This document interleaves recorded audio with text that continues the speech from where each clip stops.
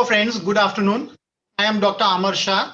I am a neonatal and pediatric surgeon and practicing at Amardeep Multispeciality Children's Hospital, Ahmedabad.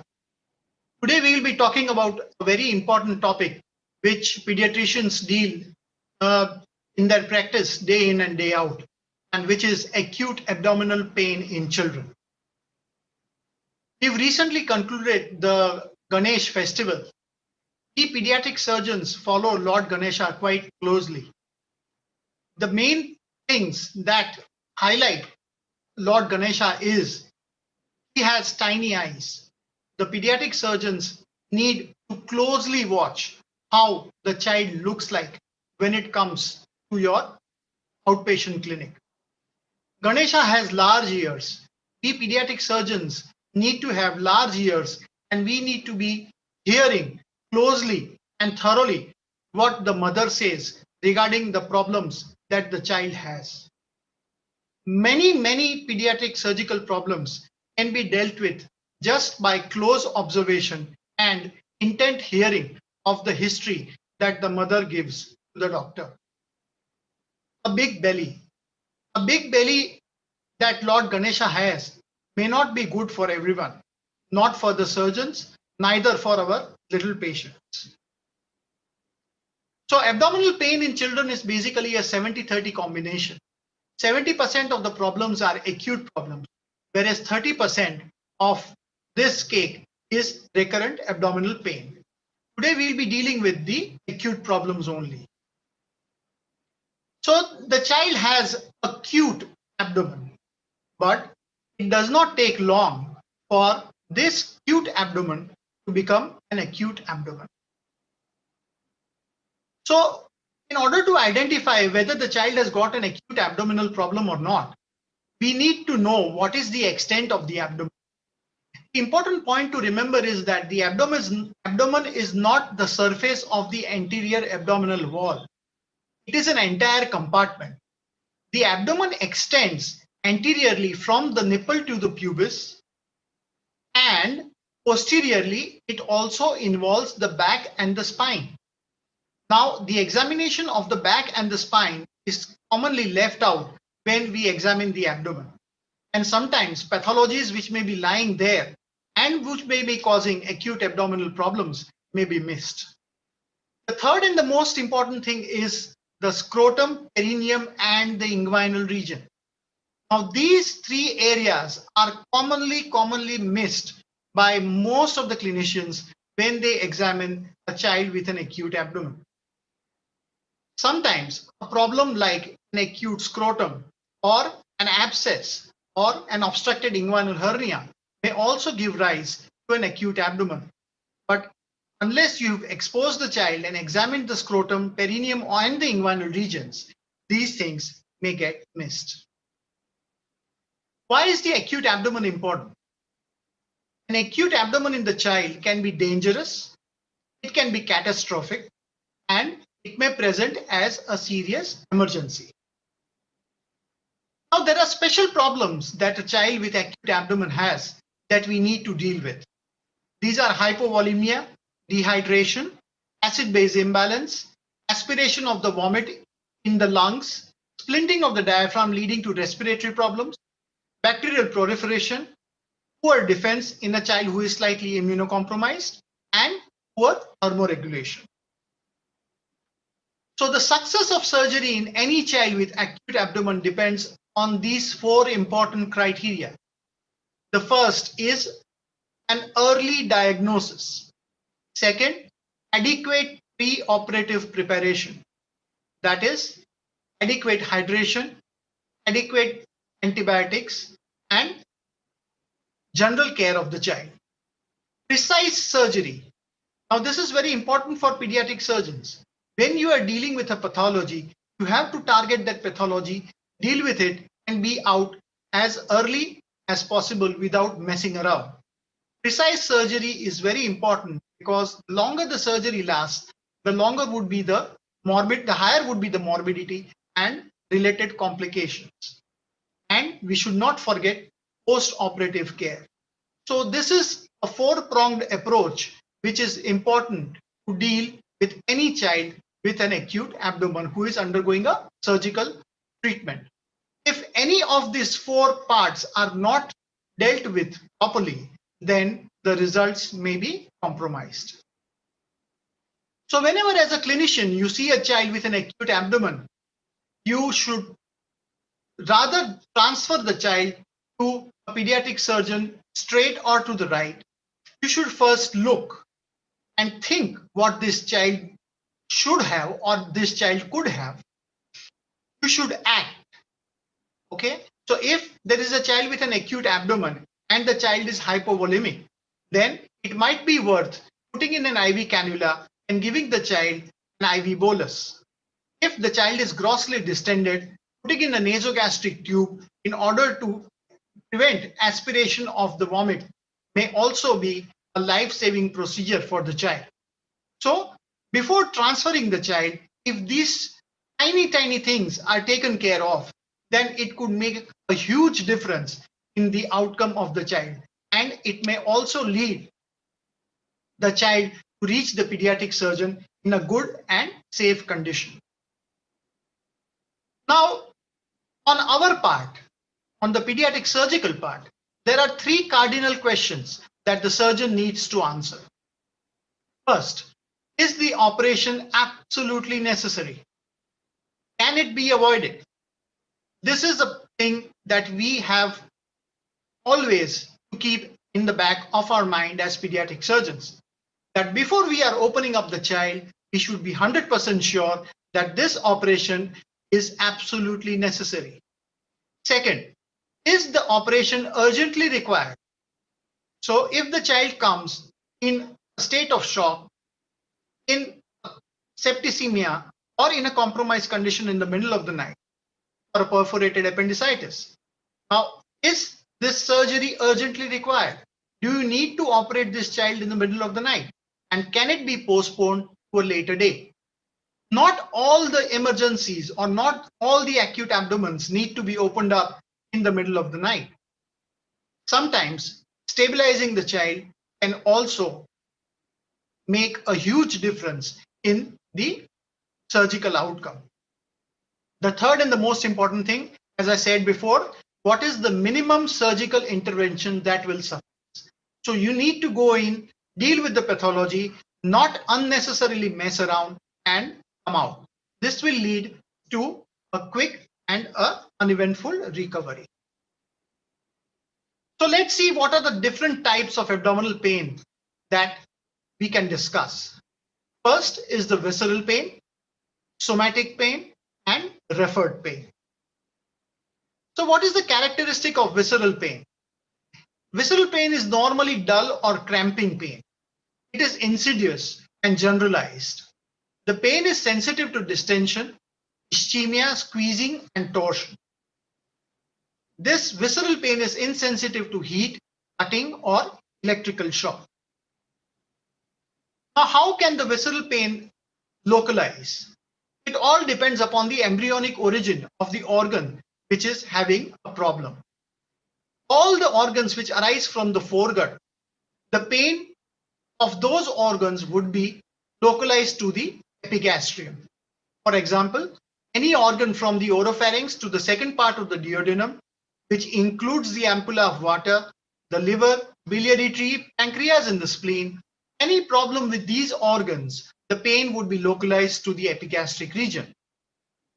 Organs which are arising from the midgut, that is, the second part of the duodenum right up to the 2/3 of the proximal transverse colon, the pain which is involving those organs would be localized to around the umbilicus.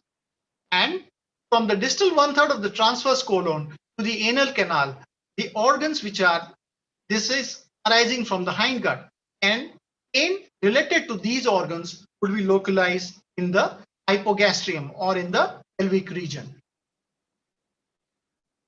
Now, parietal pain. This is completely different than the visceral pain. The parietal pain would be sharp and localized. It all depends upon the somatic nerve distribution. This pain is sensitive to mechanical stimuli, that is stretching, pinprick, and pinch. It is also sensitive to heat, electrical stimulation, and chemical stimulation. The third type of pain is called referred pain.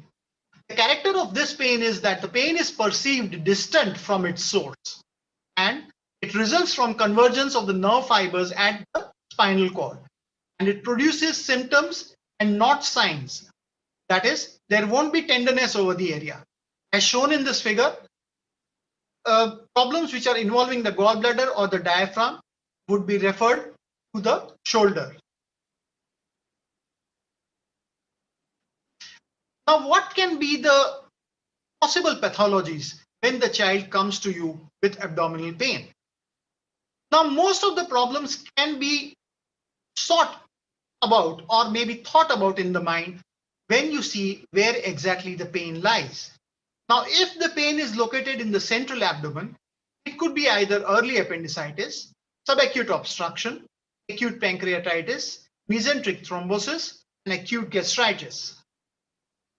If the pain is in the epigastric region, your mind should click on gastritis, esophagitis, or acute pancreatitis.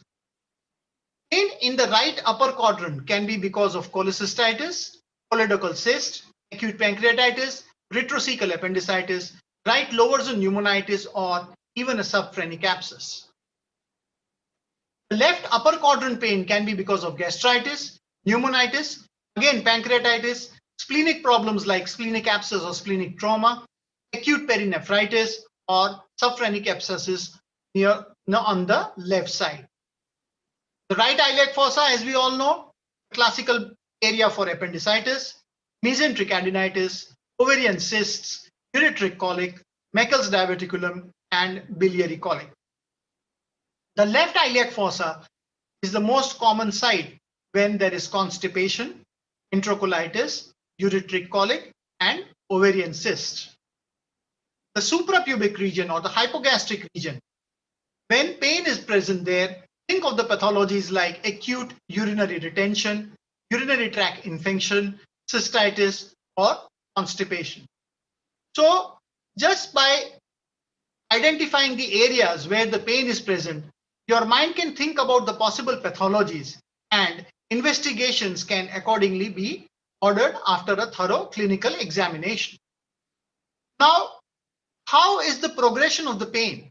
This is also an important part of history taking because it leads us to where exactly the problem is and what is the type of the problem. If you see in this first graph, when the child is having an acute abdomen because of obstruction, then the intensity of the pain will rise. The intensity of the pain will rise, and then it will again come down sharply. Then there will be an area where the child will be symptom free before he has a second bout of intense pain, which gradually then comes down. And this gradually goes on and on. In cases of inflammation, the pain gradually and slowly rises over a period of time, and then it plateaus. However, in cases of perforation, the child is absolutely symptomless, and then the intensity of the pain suddenly rises and then becomes a steady plateau. So when you see a child with acute abdomen, what would you see? The first thing that comes to our mind is distension of the abdomen. But it may not be necessary that all the acute abdomens would be distended. The distension of the abdomen can be just because of fluid, flatus, or even an abdominal mass. However, if you see an abdomen which is not distended, it does not mean that this child may not have an acute abdomen. Abdomen which are scaphoid may have a high type of intestinal obstruction or a diaphragmatic hernia. Again, both of which can create acute abdomen. So what are the most important investigations when you examine a child of acute abdomen? Apart from the history taking and a close look at the child, regular and repeated observation and examination in the ward is very, very important. If you cannot arrive at a diagnosis of a child with an acute abdomen, there is no harm hospitalizing the child and regularly and repeatedly observing how the child progresses. Common causes of acute abdomen, there are more than 100 causes, but I am just listing a few here. First would be peritonitis, appendicitis, intestinal obstruction, intussusception, malrotation, obstructed inguinal hernias, torsion of the testis, coated ovarian cyst, and mesenteric adenitis. Now let's come to the types of acute abdomen. I've grossly classified the acute abdomen into four main types. First is the acute inflammatory type. Second is the acute hemorrhagic type. Third is the acute obstructive type. And the fourth is the acute strangulating type.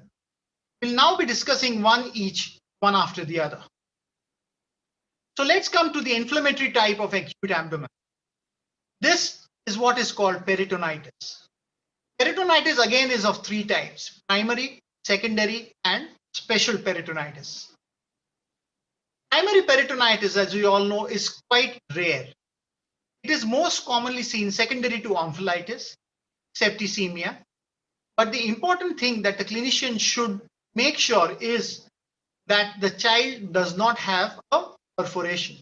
So exclusion of an intestinal perforation is a must before it is stamped as a primary peritonitis. Sometimes paracentesis and culture of the fluid that is aspirated may also be needed. Nowadays, a diagnostic laparoscopy and culture of the peritoneal fluid can also be done in order to identify the exact cause. Most of the cases of primary peritonitis do not need any surgical intervention, and they can be managed by conservative management. On the other hand, secondary peritonitis can be because of acute infections, acute perforations, any injury to the hollow viscus, maybe because of trauma, postoperative problem like an intestinal leak or a foreign body, or even fluid contamination. This is a child, you can see here, this is a laparoscopic view of an enteric perforation. And this is gross enteritis with peritonitis. The special type of peritonitis can be either tuberculous peritonitis, eyeless peritonitis, biliary peritonitis, enteric peritonitis, or peritonitis secondary to blood, urine, hair, talc, or meconium in the peritoneum. As we see in these pictures, this is a child who had an intestinal perforation. Laparoscopy was done, and this is fecal peritonitis. This is a child who had Cox abdomen. You can see the multiple miliary seedlings, which is seen on the surface of the peritoneum.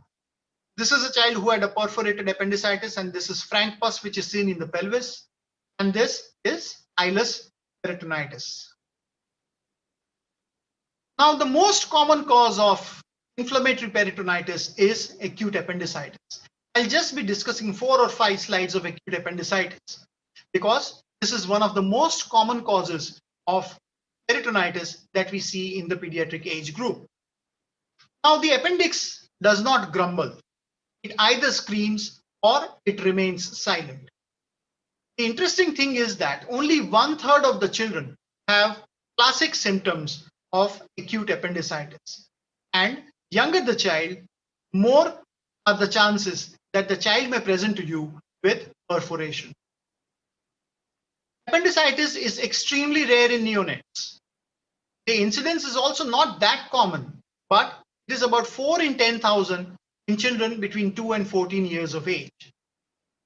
However, the interesting statistic is that when the child is less than 3 years, the rate of perforation in acute appendicitis is as high as 80 to 100%. The rate of perforation reduces to less than 20% after the age of 10 years. The mortality rate is very low nowadays with the advent of antibiotics and good nursing care. These are laparoscopic views of appendicitis. This is a appendicitis with an impacted fecolith here. This is a perforated appendicitis where a perforation is seen at laparoscopy.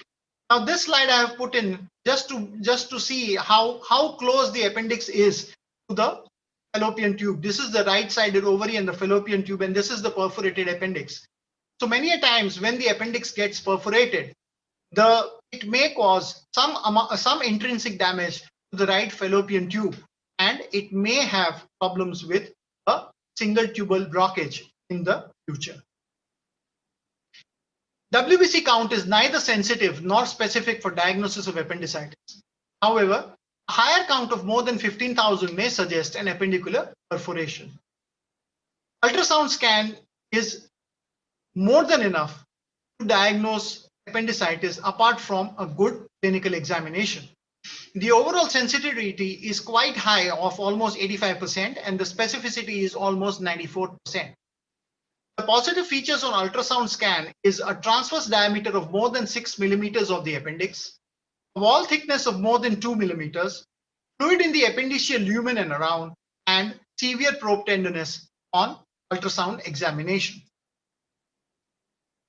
So we come to the second type of acute abdomen now, which is hemorrhagic acute abdomen or hemorrhagic peritonitis. This is commonly seen because of pain over the bleeding organ. The pain is continuous and a dull aching type of pain. The tenderness is mild. However, the child may have gradual development of guarding as time progresses. The child also has peripheral circulatory failure, feeble peristaltic sounds. These are all signs of a hypovolemic shock. And if you do a peritoneal tap, it will be hemorrhagic. This is the child who had a splenic tear and hemoperitoneum. You can see here the anterior abdominal wall, there is some amount of blood which is also trickled down. So the third type of acute abdomen is the obstructive type. Now in the obstructive type of acute abdomen, the pain will be severe, and as we discussed before, it would be referred to the midline. It will be intermittent and colicky pain. There will be no tenderness or guarding. The general condition of the child will be very good.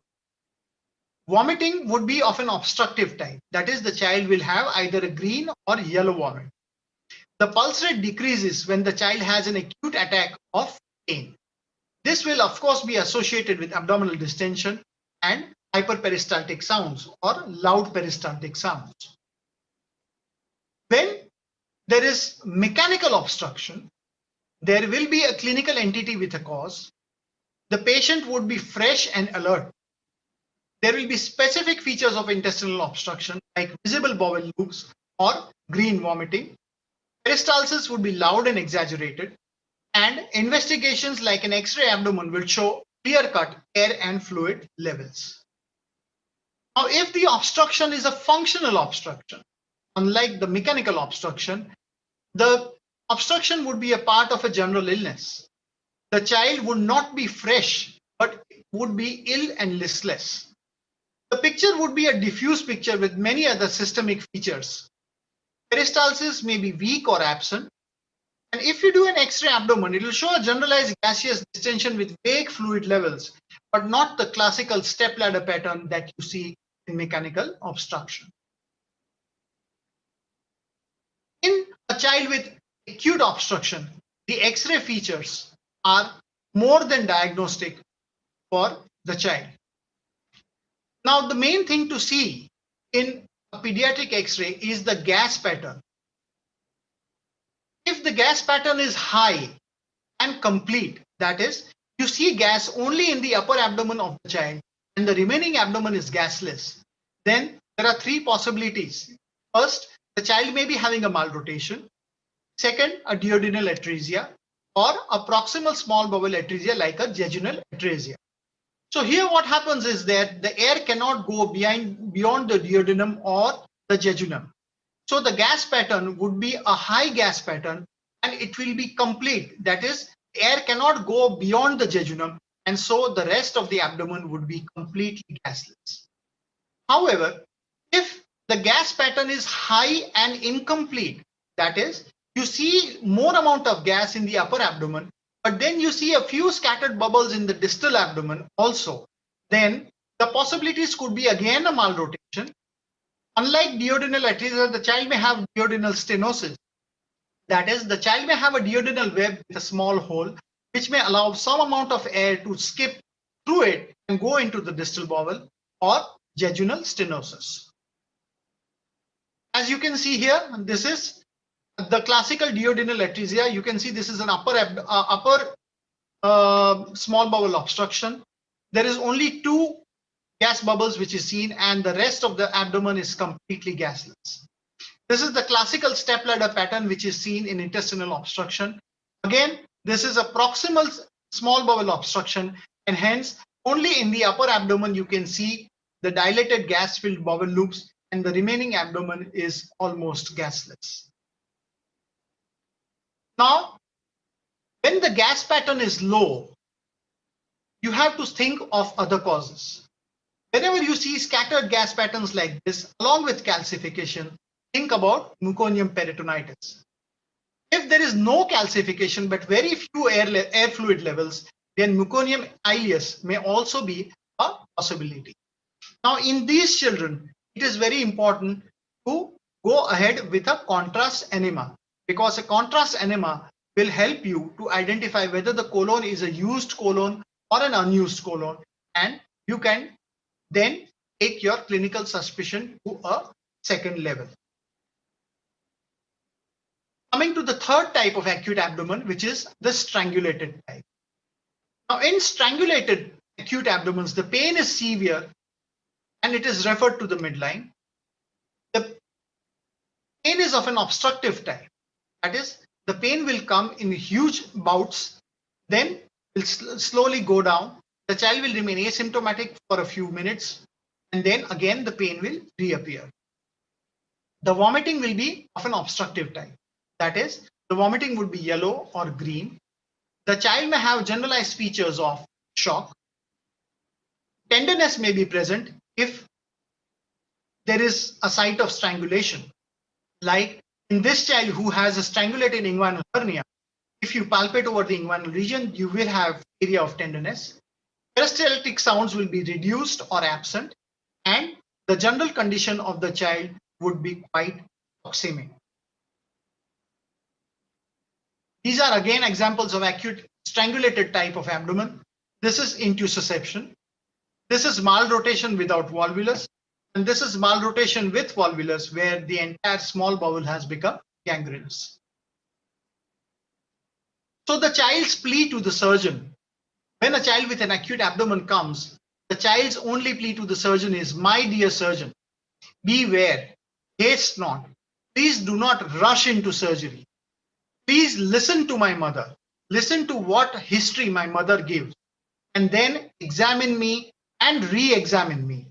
This will improve my lot and assure you accuracy." So, to end my talk, in the 21st century, illiterate person is not the person who does not know how to read or write, but a person who does not learn, relearn, and de-learn.